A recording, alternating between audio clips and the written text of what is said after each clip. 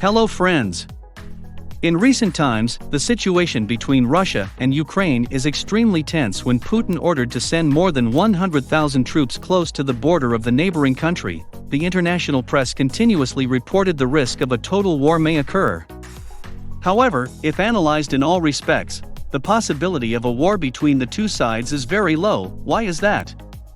Let's find out what are the reasons behind it. In 2014, Russia annexed Crimea, a bold move to keep its Black Sea fleet at the port of Sevastopol in the face of Ukraine's new government pivot to the west. Immediately after, the US and EU introduced sanctions to damage the economy of this country, including three main categories. 1. Prohibition of providing oil and gas drilling technology. 2. Prohibition of providing credit to oil and gas companies and the State Bank of Russia. 3. Travel restrictions for Russian citizens who are close to President Putin and related to the annexation of Crimea.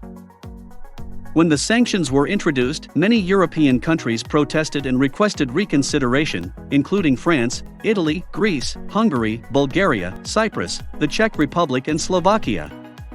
They all believe that sanctions will not change Russia's position, but on the contrary will cause economic damage to EU members when Putin responds with opposite sanctions in the oil and gas sector.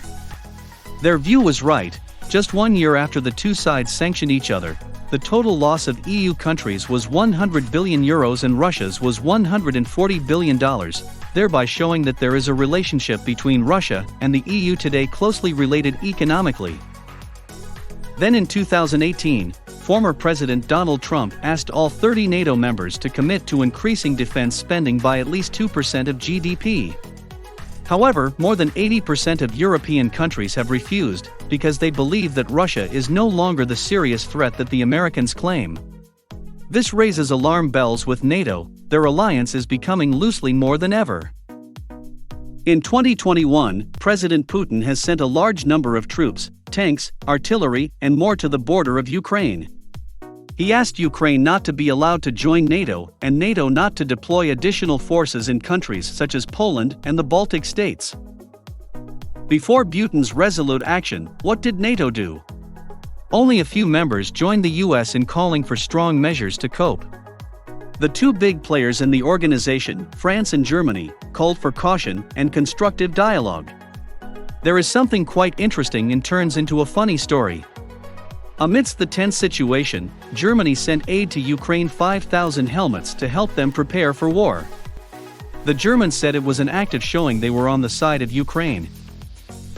Most NATO members are not willing to support Ukraine. If there is a real war, the US will again become the leader carrying the team. Therefore, from 2014 to 2021 is the best opportunity for Russia if it wants to invade Ukraine, because within NATO, as well as European countries no longer act in unity as in the Cold War. With a smart head like Putin, it's easy to recognize this opportunity. However, he ignored it. That suggests that the mobilization of Ukrainian border troops may have a different purpose. Now that good occasion is gone as NATO has become more united and committed to support each other. They hypothesized that if Russia attacks Ukraine, it means that Putin has the disease of the old empire that wants to expand to the west. Europe should be proactive in its defense. Recently, NATO has put a force of about 20,000 troops on high alert and ready to respond in case of need. In addition, the amount of weapons aid from the United States to Ukraine is also increasing. In the past year alone, the value has reached $650 million. The EU also proposed severe economic sanctions against Russia if it decided to go to war, including the removal from the SWIFT financial system for transferring money from one bank to another around the globe. This could hurt the Russian economy immediately and in the long term. Another pretty convincing reason to prove that Mr. Putin does not want to invade Ukraine. Going back in time to 2014, before Russia made the decision to annex Crimea, Mr. Putin actively propagated to the public to understand. The Russian government only follows the will and aspirations of the people of the Crimean Peninsula, not robs it from Ukraine. Therefore, the majority of Russian people supported the president's actions.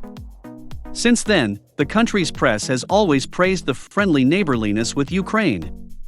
If they really want to invade, the media will certainly have excuses before the government acts to avoid shocking the people, as well as causing a negative reaction to President Putin. In Russia, he is a very popular leader. If compared with the level of credibility with European leaders, he is far ahead. Since Putin sent troops to the Ukrainian border, Russian national TV channels, such as Channel 1 or NTV, often refer to this event as the mobilization of troops, not to attack. Even news about Ukraine is not in the top space when broadcasting news, but only in the subcategory. In addition, President Putin is not a reckless person. The lessons of the annexation of Crimea will make him consider. Russia has suffered severe economic consequences, as GDP fell by 35% in just 1 year. Not to mention, if they waged an all-out war, they would have to spend a lot of money. In the event that the West actively helps Ukraine, a quick victory seems impossible. Combining all the above reasons, we can temporarily conclude that Russia will not launch an all-out war with Ukraine. However, one scenario that many Western strategists conjecture is possible is that Russia will wage a small-scale, fast-paced, short-lived war with a deterrent victory. The purpose is to put more pressure on Ukraine and the West to make concessions at the negotiating table. Video ends here. Thank you for liking it. Goodbye and see you again.